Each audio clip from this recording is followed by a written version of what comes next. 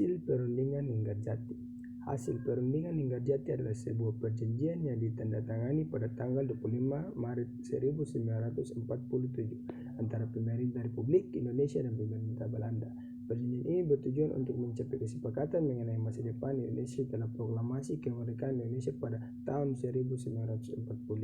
Dalam perjanjian ini, pemerintah Belanda mengakui kedaulatan Republik Indonesia dan bersedia untuk mengakui Indonesia sebagai negara merdeka dalam kerajaan Belanda Indonesia yang bersatu. Selain itu, perjanjian ini juga membahas penarikan pasukan Belanda dan pembentukan pemerintahan yang serba-serbi dengan partisipasi Indonesia.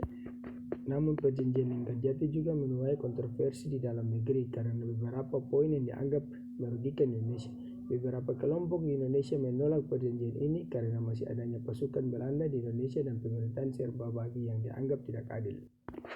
Perjanjian Linggarjati kemudian diikuti oleh beberapa perjanjian yang lain, seperti perjanjian Renville pada tahun 1948 dan perjanjian Roim-Roijin pada tahun 1919 yang akhirnya membawa Indonesia mencapai kedaulatan penuh sebagai negara yang merdeka.